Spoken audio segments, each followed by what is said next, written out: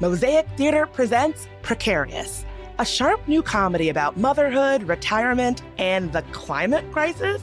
It's one family and a whole lot of messy. Starring the acclaimed Kim Schrath and Helen Hayes Award winner Zoe Walpole, this is a story about starting out, starting over, and the love that holds it all together. See Precarious June 4th through June 28th at the Atlas Performing Arts Center.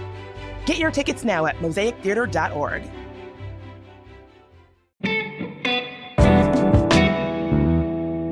Today on CityCast DC, the two best-known candidates in the race for DC's congressional delegate are both sitting members of the DC Council. I'm talking today with a different candidate who has a somewhat different resume. Kinney Zalesne has worked in national politics and held a major Washington job at Microsoft. She's here to explain why that resume, along with her own set of values and priorities, is right for this very weird moment in our city's history.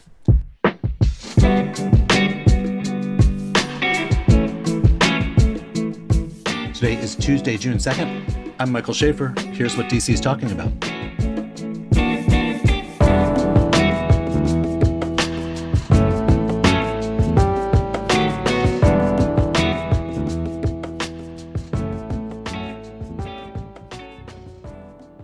Kinney, welcome. Thank you so much, Michael. It's great to be here. So you are running for DC delegate. Why?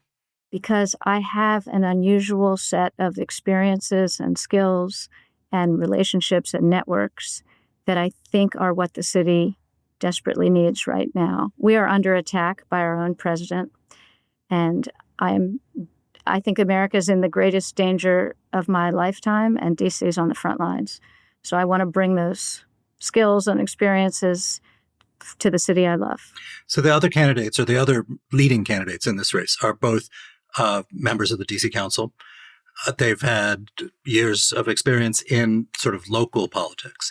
Yes. You do not. Tell me about your experiences and why you think they meet the moment. Well, first let me say I do have experiences and deep roots in this city. So I've lived here for 30 years. I raised 4 kids here. We were very active in the schools and pools and parks and everything. And I ran a college access program that was founded in the basement of a teen center in Adams Morgan. I was president of, it was then called College Summit. It's now called Peer Forward. And we helped thousands of DC students become the first in their families to go to college. We were part of the movement that drove the college enrollment rate in this city from under 40% to over 60%. And Barack Obama recognized our success and our impact. He gave us a big portion of his Nobel Peace Prize money. So all of that experience was very local. We took the program national, but it was very local. We worked with high schools across the city. We worked with parent community and business community. And I got to know many, many families across the city struggling to help their kids do better. So I contest the premise that I don't have those deep DC local roots. But what I have in addition that my opponents don't have is deep national experience. So I worked in the White House. I was counsel to the Attorney General at the Justice Department. I ran the strategy team at Microsoft. And in this last presidential cycle, I was a deputy national finance chair at the DNC and co-chair of Women for Kamala Harris.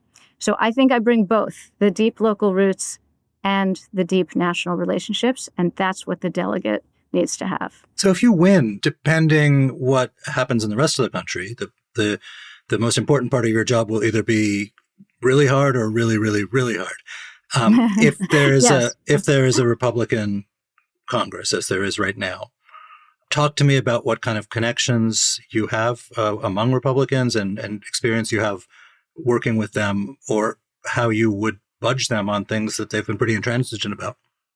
I've been endorsed by 3 sitting members of Congress, and I chose them because they represent the left, right, and center of the Democratic Party. And I would say I think D.C. has a lot of work to do building allies and partners among the Democrats, even before we get to the Republicans. And of course, we have to engage with Republicans for many reasons. But first, and to be more successful at that engagement, we need more friends and partners and allies among the Democrats. So, and I have deep and broad and longstanding relationships across the ideological breadth of our party. One of those endorsers was the Democratic co-chair of the Problem Solvers Caucus, which is the most bipartisan caucus in the House. So who's that? Josh Gottheimer from New Jersey. While I also have deep ties on the progressive side, I have those deep ties on the centrist side, and that will help me forge many new Republican relationships. So let's start with the Democrats. I'm a random Democratic member of Congress. I may face a tough election. There is some vote that DC feels very strongly about. Say, don't mess around with our home rule right to figure out a new criminal code or something. Yes. And you, as DC's delegate, come to me and say, listen, you got to vote with us on this one. You got to. And I'm thinking, it's a tough vote. My constituents didn't send me here to represent Washington, D.C. I represent wherever I represent. What's your argument to me about why I should go with you? Yeah. So it's a couple of things. At some level, there's a certain amount of education and advocacy. Like, people just don't know, including members of Congress, just don't know how unfair it is that 700,000 of us don't have the same rights as other Americans. So in some cases, it's education advocacy. It's saying what you think is a harmless vote is actually very expensive for us, very unfair for us, very oppressive and repressive for us. So in some cases, it's that argument. And in other cases, we just need to make it cost more for them. Right now, it is cost-free for them to do some performative vote that appeals to some part of their base, but they have no accountability to us, and we're the ones affected by the vote. So we can't let it be cost-free. We need to tell their constituents, look, your representative is wasting time doing performative things that hurt us instead of focusing on your needs. And that would go for Democrats as well as Republicans? It would. Hopefully it could be a softer take for Democrats, but if they're voting against us, they need to feel that pain as well. If, now, same scenario, you're going to a Republican. We've got one of these situations. Trump wants something out of D.C. They're whipping votes. What do you say to them? I mean, this is not a group that has shown a lot of concern for the delicate feelings of Washingtonians. Right. I mean, look, first, we remind them that it was not so long ago that even the Republican Party understood that D.C. statehood was an important American principle. I mean, as recently as Mike Pence, they were on record saying that the 700,000 of us should have the same rights as everybody else. But I think that kind of logical, rational argument can only go so far. Ultimately, we have to win the House back in order to have the kind of leverage we're going to need. Because once Trump is a lame duck, once the Republicans aren't so afraid of him, then they will be able to come back to be, I hope. I mean, the future of the nation depends on it, but they will need to come back to being some kind of rational leaders who believe in something other than saving their own skins. And once they know that Trump is not the threat he used to be, then we can make some progress again. So if it was a Republican Congress again next time, I know that the work of the incumbent, Eleanor Holmes Norton, has been like almost exclusively playing defense. If the Democrats win the Congress, as looks very possible, yes, how do those priorities shift? Like what would you say your non-defense priorities are? So two things. If we win, we still have 2 years of Trump as president. So I see those 2 years as the time to lay the groundwork for the trifecta that I hope we'll get in 2028. Because because if we got it right now, we wouldn't be ready. We don't have enough Democratic allies yet. We are DC statehood and DC autonomy are not yet the number one issues on the Democratic priority list. So we need these 2 years to build that groundwork, to win those allies and partners, to do a national marketing campaign, certainly a marketing campaign in this city. But we have work to do to mobilize our own people, our own city, and to win those devoted and dedicated allies. And then, once we've done that groundwork, then we have the chance for when there's a trifecta again. Remember, it wasn't so long ago. We had a Democratic House, a Democratic Senate, and a Democratic White House. And D.C. didn't get statehood. So we don't want that to happen again. We need to lay the groundwork this time, and I hope we'll have the 2 years to to do that very hard work.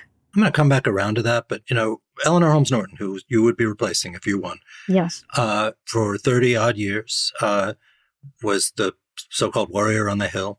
I think a lot of people in the last year or two noted she's lost a step. This terrible thing that happened last year when all of a sudden, through a apparent accident, the city had an enormous hole blown in its budget by a Republican budget vote.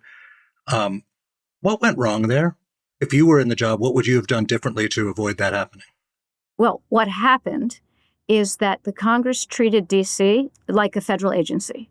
And so when Trump let Elon Musk go wild with Doge, he froze the budgets of all the federal agencies in order to start slashing and, remaking agencies in his own image.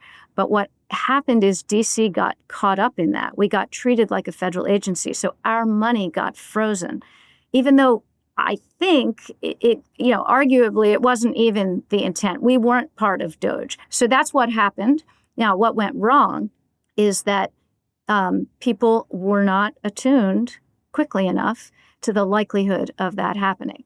We should have known, because it's not like Trump has hidden his antipathy for D.C. from anyone. We should have had more allies and partners looking out for us, seeing what was going on and being vigilant and proactive and anticipating that this might happen, and then using our relationships and networks to correct the mistake, since it may not have even been intended. So, and the criticism, I think, was that 10 years ago, Eleanor Holmes Norton would have had this building wired. She would have been a step ahead of the police. She would have known. And that the lost step was a lack of intel network, a lack of sort of spidey sense. Do you have experiences in your own career where you've had to maintain a big network of sources and intelligence and sort of being a step ahead of these kinds of challenges?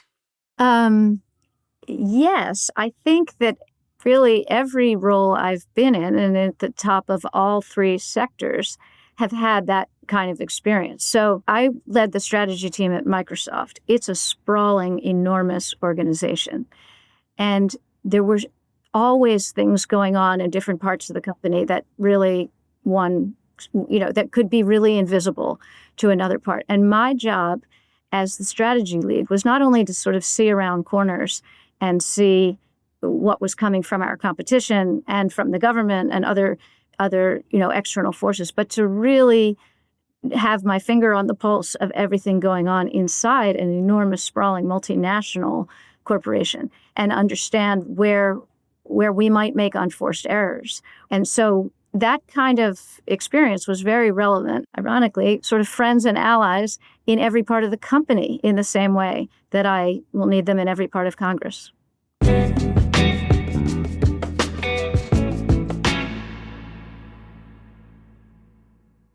District Bridges is making it happen on U Street this summer. Join the 4th annual Juneteenth at Harrison, June 18th from 3 to 9 p.m. at Harrison Park. Come celebrate freedom, culture, and community with live go-go music, DJs, local art, youth activities, and family-friendly programming honoring the legacy of Black Broadway right here in the heart of Washington, D.C. Can't make it? I got you, because District Bridges is connecting communities across D.C. all year round through programs, events, and local initiatives that bring people together. Join your neighborhood's cleanup crew or volunteer at an event like Cleveland Park Day on June 7th. To learn more about the Juneteenth celebration and all the great stuff that District Bridges has going on, go to districtbridges.org. That's districtbridges.org. Here's something from our sponsors at the DC Department of Behavioral Health. I'm going to give you a number that matters, 33%. That's how much fatal opioid overdoses dropped in DC from 2023 to 2024. And the DC Department of Behavioral Health is connecting people to prevention, treatment, and recovery every single day. But the work isn't done. Whether you're looking for help, looking for answers, or looking out for someone you love, don't wait. Know your worth, know your alternatives, know your value, know yourself. Resources are available right now at knowyourpathdc.com. So you've said your platform is based on autonomy and economy. What does that mean? Autonomy is everything up to and including statehood. So as I said, the 700,000 of us should have the same rights as every other American. We should be a state. And there are measures on the way there. We should have budget autonomy. We should have legislative autonomy. We should have a vote on the House floor. Maybe we should have a delegate to the U.S. Senate. Like, there are measures along the way that will increase our autonomy, defend our rights, increase our dignity, all the way to statehood. So that's the autonomy bucket. But I think just as important is the economy bucket. So that is that we have to rethink our economy to be less dependent on the federal government. We learned the hard way this year that we're a company town and the company hates us. And even if we thought we could reverse that in 2 years with a friendlier Democratic administration, first of all, these 2 years are going to be deeply painful. They already are. And secondly, we know it will happen again. So we can't just sit by and conduct business as usual and depend on the federal government in the same way. We have to look around the corner and think what kind of industries, what kind of employers are going to be available to us to sustain our economic growth into the future. And even if it weren't true that Trump and Musk had taken, an electric chainsaw to the core of our economy, even if that weren't true, we would have to be doing some major rethinking anyway because of the disruption of AI. I think that is a core job of the delegate, because some of those answers are going to come from outside D.C. So I think it's a big part of the job. So for the record, I think they took a gas-powered chainsaw, not an electric-powered one. But I take your point. Fair enough. Whatever was worse for the environment is probably what they did. Well, so talk to me about this. What do you think D.C. ought to do to rebalance its economy in a more, in a less Fed-dependent way? One, and then what would your role in that effort be in a job as the non-voting delegate to Congress? Right. So we have to approach it from all sides. So the bottoms up and top down. So bottoms up, we have to grow our homegrown tech startup scene here in DC. We have a small one. And we have all the makings for it. We have terrific universities, and we have young people. If they were born here, they want to stay here, and if they weren't born here, they want to move here. So we have the things other cities would kill for, but we have to nurture that and really develop a homegrown startup scene here.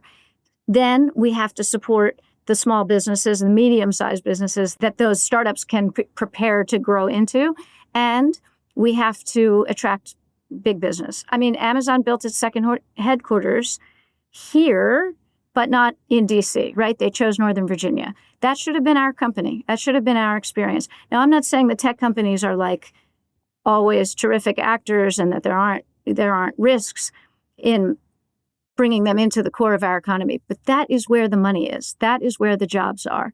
And I don't want D.C. to miss out on it. We cannot just plod along like a 20th century economy. And I think AI is going to give us some opportunities to leapfrog certain kinds of training and skilling that used to be necessary. And I think that can be a big opportunity for DC residents.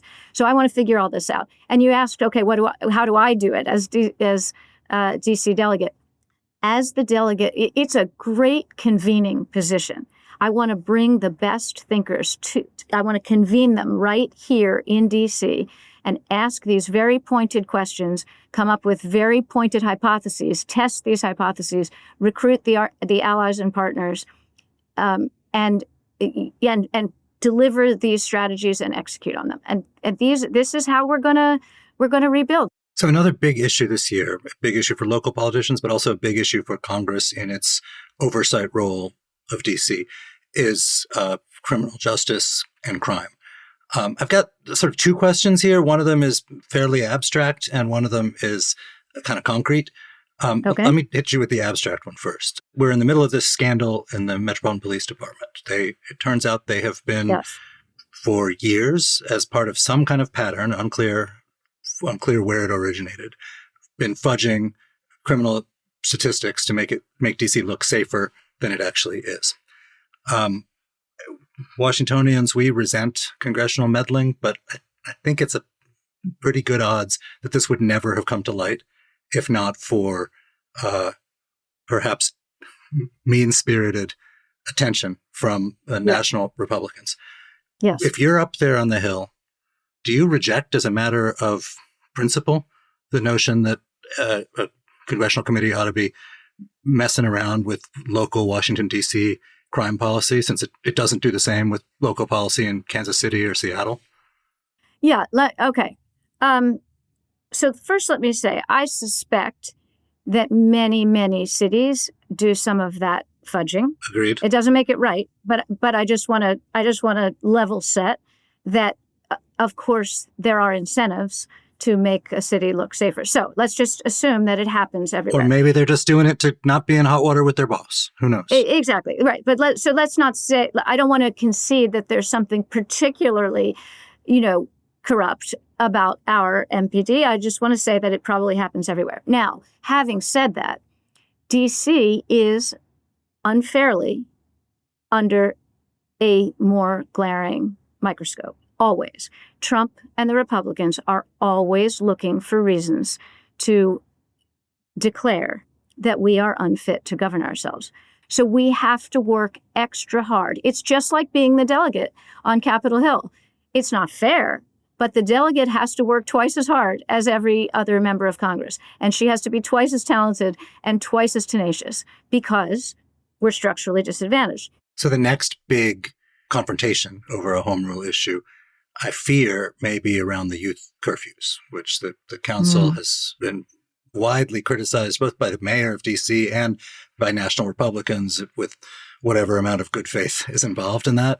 How would you have voted on the youth curfew bill if you were in the council? I support the curfews. I mean, I think it's a heart-wrenching situation. So let me tell you my sense of it. First of all, those kids who are now 14, 15, 16, running around in the Navy Yard at 11 o'clock at night. 5 years ago, they were 9, 10, and 11 in COVID. They stayed home instead of going to school.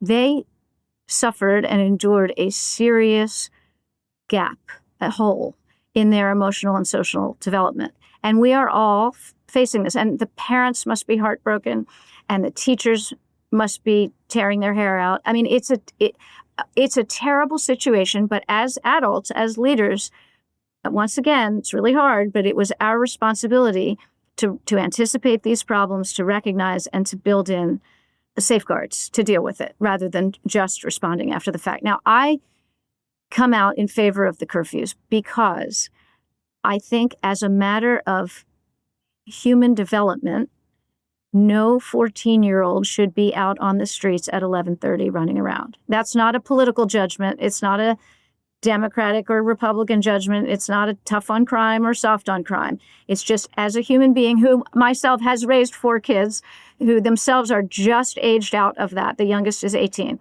Like, no 14-year-old belongs running around on the street unsupervised at 11:30 p.m. So that's why I come out on the side that I do. But it's a deeply wrenching issue, and the seeds of it were planted in COVID, and we have to grapple with all the implications of that.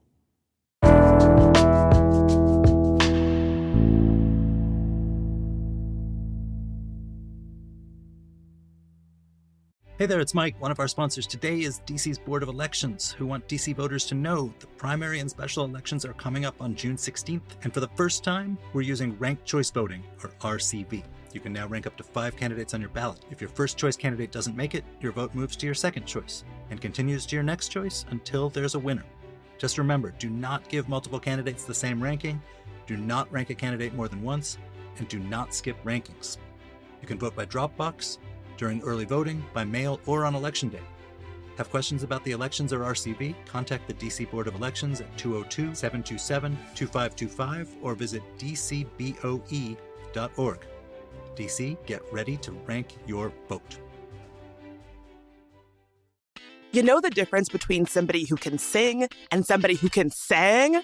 Those certain iconic voices that stop you in your tracks and make you feel something that you didn't even know you needed to feel. Whitney, Anita, Diana, Aretha, Tina. The Gay Men's Chorus of Washington, D.C. is celebrating the music of these legendary soul icons and the anthems they gave us in one spectacular night. Soul Divas. Songs like Respect, I'm Coming Out, How Will I Know? Lady Marmalade, Proud Mary, Sweet Love, The Best, and so many more. Perform with the full heart and talent of GMCW, all of their small ensembles, and the Gen Out Youth Chorus. You can expect an evening that is as joyful as it is over the top, with stunning costumes, dance numbers, and projections. June 6th and 7th at the Lincoln Theater in Washington, D.C. Tickets are going fast, so visit gmcw.org to get yours today.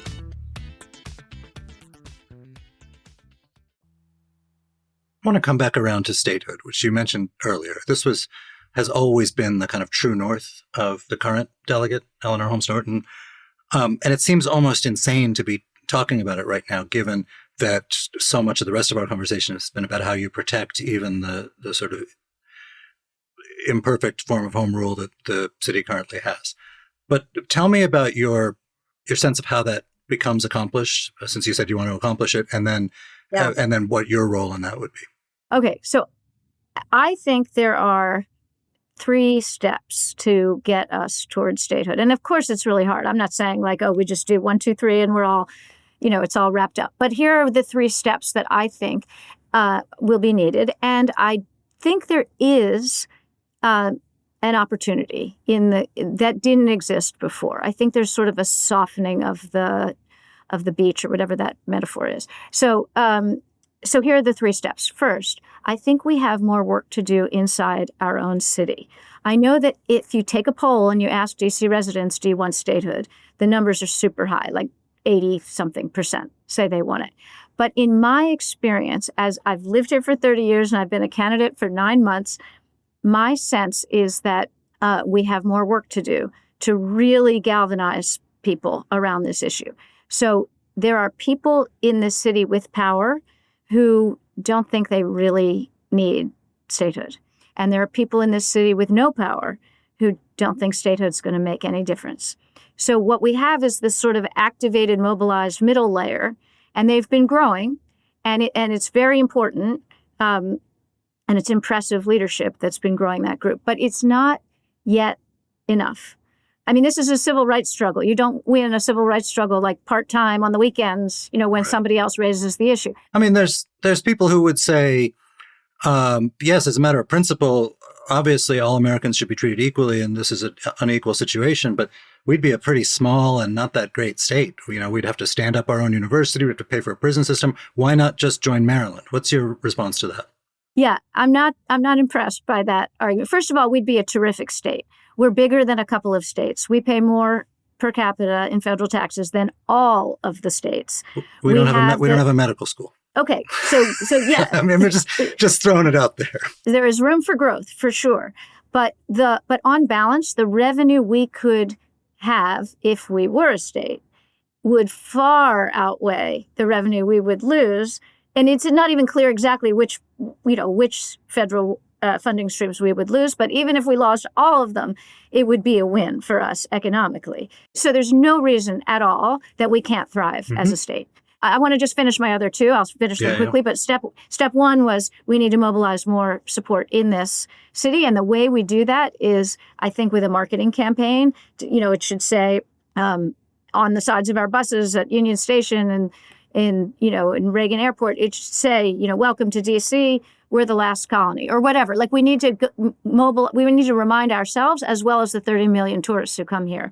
Okay, step 2 is we need to raise this issue within the Democratic Party, and we talked about that a bit before, but we need to really elevate it. And then step 3 is we need to pick off some Republicans, because we will never, while the Democratic support is necessary, it's not sufficient. And we will need Republican allies. We will need to find some kind of grand bargain wherein we get something and they get something. And so those are the steps. That's the work. And I look forward to it. I think, I'm not saying it's easy, but there is a lot of room. There is a lot of prospects still left on the table. And that would be an amazing campaign to drive. I mean, it's interesting because one of the other candidates, Robert White, on this podcast said that this smash mouth moment of redistricting everywhere, as appalling as some people may find that, is actually preparing the ground for statehood, because instead of appealing to it just as a sort of abstract justice issue, the pitch to a lot of Democrats who really couldn't care one way or the other is this will get you extra seats. And that sort of appealing to that maybe base political instinct is actually a great opportunity right now. But what I hear you saying is actually we need to bring some Republicans along too. I mean, are those... For sure. No, I mean, I've heard Robert say that many times, and he says it as though it's like some kind of secret sauce. Like, ooh, right. we're going to tell everyone we get 2 senators because maybe they didn't know that. Like, of course they know that. And the Republicans know it too. And it's only going to get their backs up farther, if they think it's a power grab, which is what they will say. So I get that the redistricting environment makes the statehood argument more appealing to left-wing Democrats who want more power, of course, but it's not some kind of, hidden strategy. It's just sort of an obvious point that I don't think is, yes, the people who already want statehood will want it more, but it's not going to win us any Republicans. In fact, it's going to get their backs up. And so we need to be a little more strategic than that argument, even though I know he says it with a great deal of pride. So what do you say? You're talking to a Republican. They do not want to not have the majority. They see that this would surely mean more Democrats in the Senate and in the House. Fairly or not, they don't want that. How do you disarm that? Well, that's why I say we don't start with them. Like, you don't just go up to a random Republican and think you're going to win them over on this issue. We have to increase our numbers in the House and the Senate, raw numbers in terms of Democrats, obviously. Then we have to increase the intensity of our alliances so that Democrats are elevating this issue. I mean, look, the Democratic Party has recently become enamored of litmus tests. So let's make this a litmus test. Like, you can't be a solid leading Democrat if D.C. statehood isn't one of your key platforms. Then when I say we have to pick off Republicans, we're not going to get all of them. They're going to oppose this very voraciously. We need just a few. And that's not a big, broad argument. That's a retail enterprise, right, where you figure out which 5 or 6 or, depending on the math, right, depending on what the size of the majority, you figure out which ones you need, and then you figure out which things they need and who their influencers are and which other issues they deeply care about where we can negotiate or horse trade. Kinney, thank you so much for being here. I'm so glad to have had this chance, Michael. Thank you so much for inviting me. Before we go, we've got some new members. Thank you, Athena V, Ashley S, Betsy L, Ben F, and Victoria S. And we've got some neighbor shout-outs. Judith P. says the Fishery Seafood Market on Connecticut Avenue has the best and freshest fish in the city, including immaculately boned shad in the spring and perfect crab cakes. Laura G. is shouting out the Federal Unionists Network DMV that builds solidarity between federal workers. Their happy hour is every first Wednesday at Aslan Beer, D.C. Zach M. wants to shout out City Dogs Rescue, where he adopted his pup Benji 2 years ago. Katie H. says Clothes Encounters, the consignment store at Eastern Market, is her first stop when looking for something fun to wear. And Hannah M. loves Yoga District for yoga, Red Rocks for pizza, Judy Restaurant for pupusas, and Wonderland for beer garden vibes. If you want a chance to shout out your favorite local spot on the pod, become a neighbor at membership.citycast.fm.